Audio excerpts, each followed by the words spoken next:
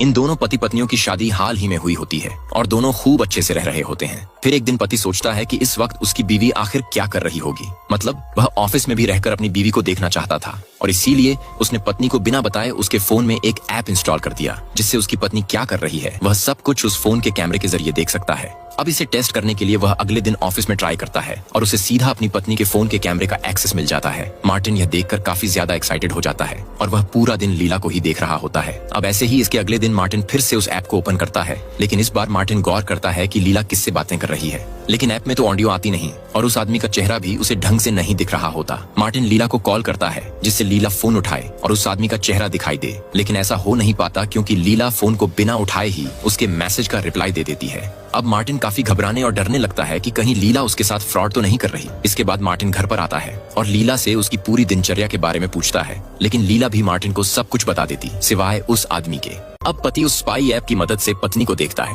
वो देखता है कि उसकी पत्नी किसी से हंस हंस कर बातें कर रही है। मार्टिन तभी लीला को कॉल करता है और उससे बेडरूम में रखी एक फाइल के बारे में पूछता है, लेकिन असल में वहाँ कोई फाइल नहीं होती। लीला फाइल चेक करने जाती है। फिर मार्टिन कहता है कि कोई बात नहीं, मैं खुद आकर ढूंढ लूंगा। लेकिन मार्टिन एक चीज नोटिस करता है कि अब लीला थोड़ी डर सी जाती है कि कहीं उसका भांडा फूट न जाए। तभी लीला उस आदमी को जल्द ही वहाँ से जाने के लिए बोलती है। उसी टाइम मार्टिन फोन का बैक कैमरा ऑन करता है और तभी वहाँ से कोई आदमी बाहर जा रहा होता है। मार्टिन सोचता है कि ये वही आदमी है जो रोज लीला से मिलने आ रहा है। अब ये सब देखकर मार्टिन की रातों की नींद उड़ जाती है कि कौन है वो आदमी और उसके साथ लीला का क्या चक्कर है।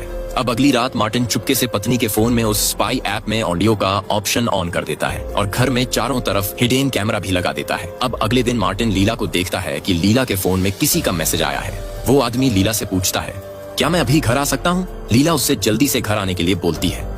कुछ देर के बाद वो आदमी घर आ जाता है और तब लीना अकेली होती है। वो आदमी लीना से बड़ी प्यारी प्यारी बातें करता है और कुछ देर वहाँ रुककर वहाँ से चला जाता है। इससे मार्टिन का दिल टूट जाता है कि जिसको मैंने अपनी जिंदगी माना, लाइफ पार्टनर माना, उसने धोखा दे दिया मुझे। अब अगले दिन मार्टिन देखता है कि उसकी पत्नी लीना कहीं दूसरी जगह पर जा रही है, जहाँ जाकर वो उसी आदमी से मिलती है जो कल उसके घर आया था। वो आदमी लीना से कहता है कि अगर तुम्हें मेरे साथ रहना है तो तुम्हें अपने पति को मारना ही होगा। वो लीना से ये भी पूछता है, क्या तुम अपने पति को मार पाओगी? लीना जवाब देती है, हाँ, उससे मार दूंगी मैं, कोई दिक्कत नहीं है। ये सुनकर तो मार्टिन का हाल बेहाल हो जाता है। बाद में वो आदमी लीना को जहर का पैकेट दे देता है और कहता है, इसे अपने हस्बैंड के खाने में मिला देना, जिससे वो आराम से मर जाएगा, और अगर ऐसा न कर पाओ तो ये गन रख लो, इससे उसको मार देना। अब लीना भी एक धर्म पत्नी के जैसे वो दोनों चीजें घर लेकर आ जाती हैं।